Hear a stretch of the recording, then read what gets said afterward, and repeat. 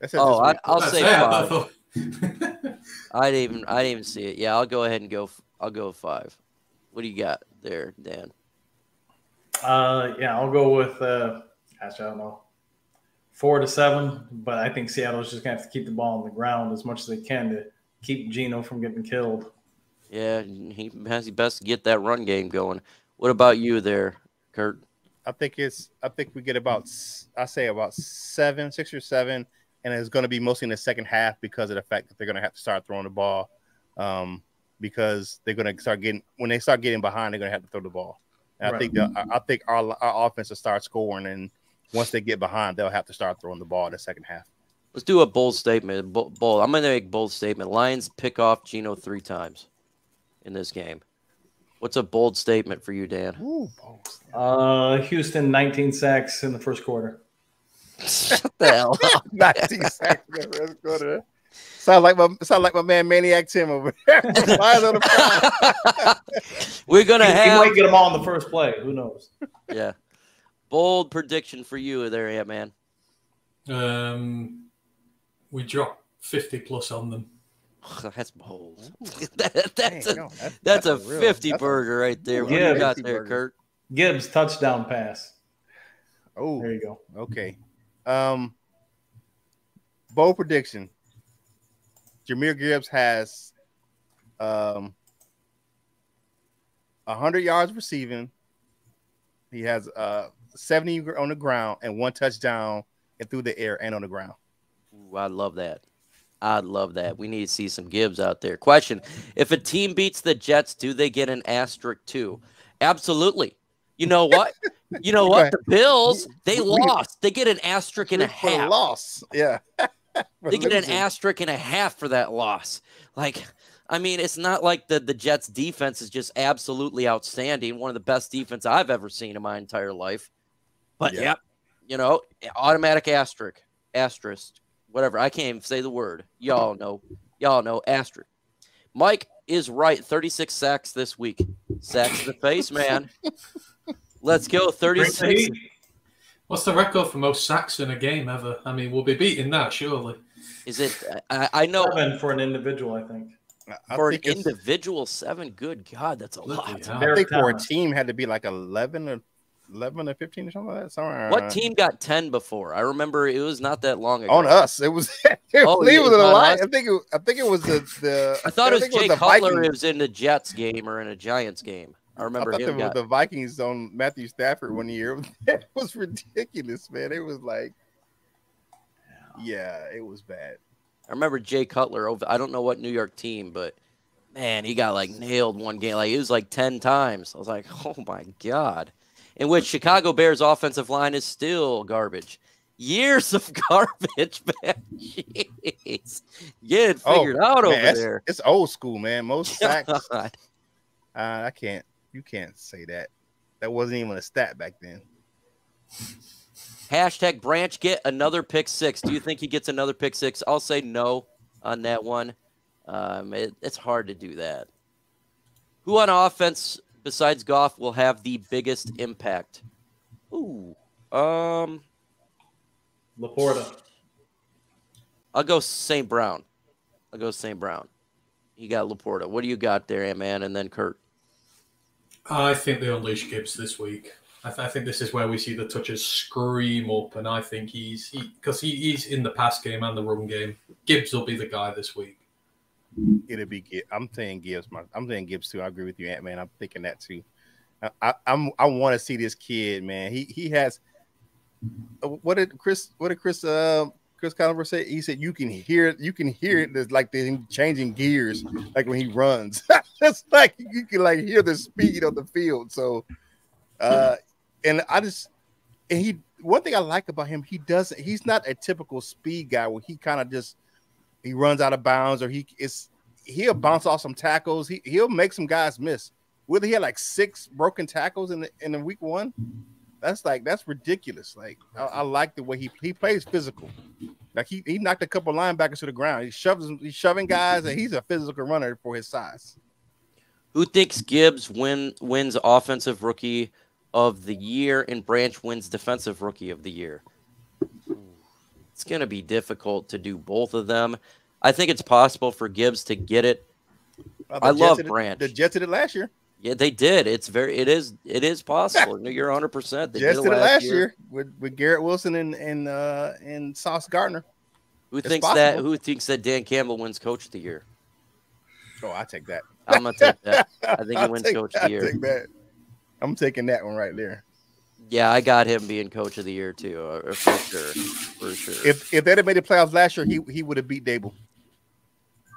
Oh, yep. Because we beat them. So, yep. And then they look like trash, 40-0. Oh my goodness. Oh my God. Somebody says that was a terrible game. Good. Man, they need to rethink some of these games. You know, everyone was worried about the Lions and Chiefs game being bad. Oh, on primetime. Y'all, primetime games suck. The Chicago Bears and Green Bay games sucked. The game last night sucked. And the Dallas Cowboys and Giants game was royally sucked. Right. And the worst part is the Giants are in primetime 3 of the next 5 games. Yep.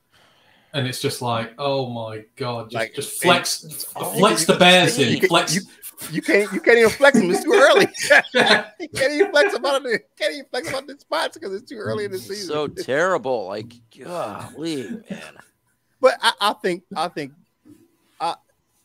it's something about the week ones, man. You know. And I'm saying I'm not taking any credit from anybody, man, but sometimes that week one can be an anomaly. You know, sometimes what it calls it could be a dirty little liar. And I'm not saying that it can't forecast the season, but sometimes it's one of those things that could be an outlier. So I think some teams that play bad this week will play good next week, and some teams that play good this week will play bad next week.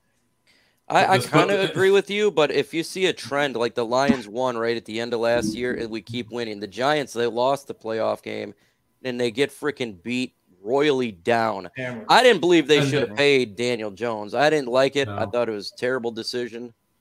And go ahead. I think they should have played Saquon Barkley before they paid that guy. Yeah. So the team will look exactly the same and just as bad on offense are the Steelers. I mean, how does he still have a job there? The way they play, they are awful at this moment in time. He's going to lose his winning record streak this year, Tomlin is.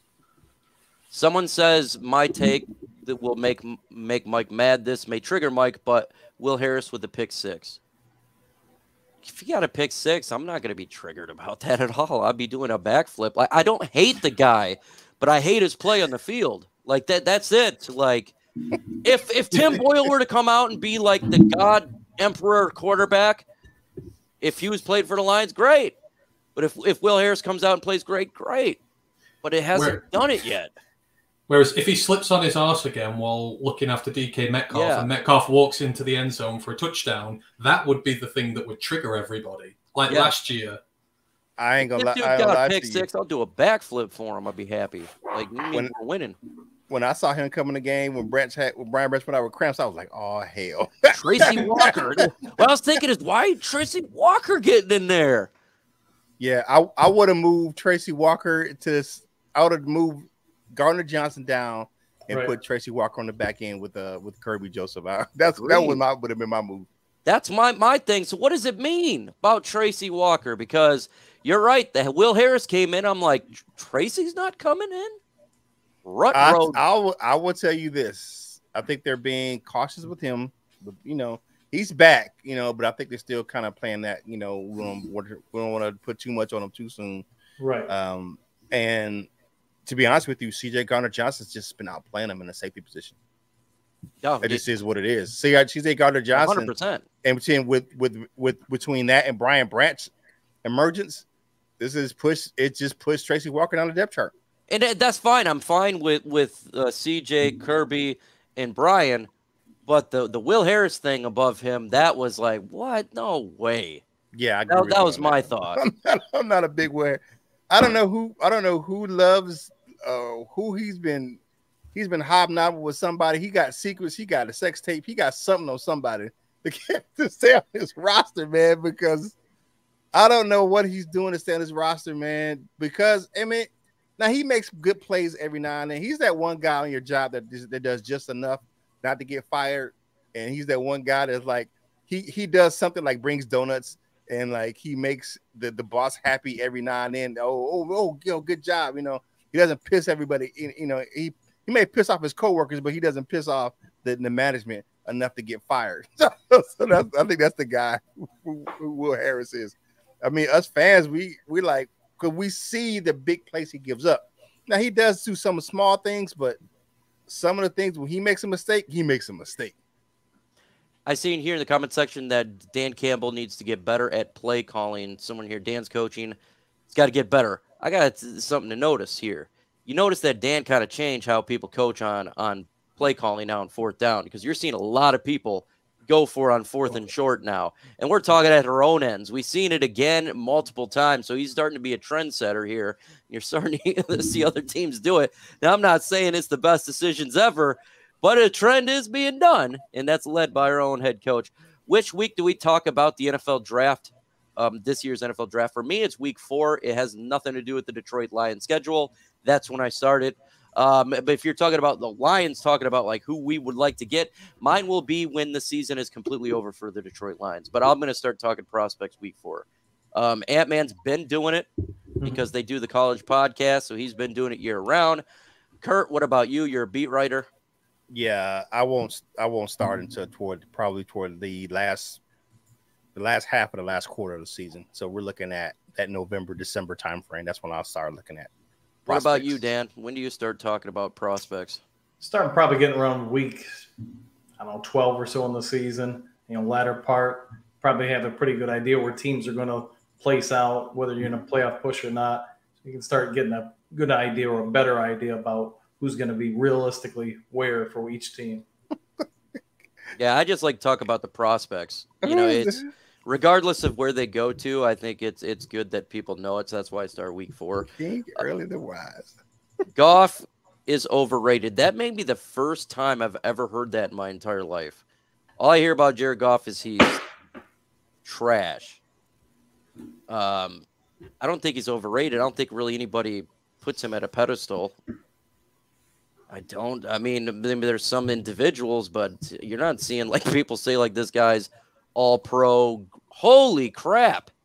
We got a $20 super chat and a $49.99 super chat out of nowhere. Mike McCall, #FGB. Do you guys think that we should still go out and get another receiver? I say no. Let's save our cap room for our guys. I have been a fan over 60 years and never remember anything like this. Thank you so much, Mike McCall, for that super chat. Came out of nowhere. Do I think they should? I think they should consistently look to upgrade the roster. I don't know what that means, but try out, Antoine Green. Try out some of these players. But if there is a player you can always upgrade on any part of the roster, not just wide receiver, but just anywhere, I'm always looking to get better. I think they're fine right now, but maybe before the trade deadline, if they're like, you know what, we're at 6-0 or 7-0 or whatever it is, we want to make sure that we are a Super Bowl champ, because we're going against Dallas, Eagles, and 49ers, and those teams are very, very talented, extremely talented. That's my thought. What about you, Ant-Man? Oh, my thoughts on this. I'd go out and get Mike Evans. When Tampa start tanking, they're not doing well. Go out, get him. Why? Because he makes you a Super Bowl contender. J-Mo's back week 7. You got J-Mo, you got Mike Evans, you've got Amon-Ra, you've got the plethora of weapons behind them. We've got one of the best offensive lines in the league. We've got a defense which is getting better. There's no visible weaknesses to your team. He pushes you over the edge. You can make a deep playoff run. You can go to somewhere like Dallas with a team like that, and I would be confident in us winning it if we were healthy.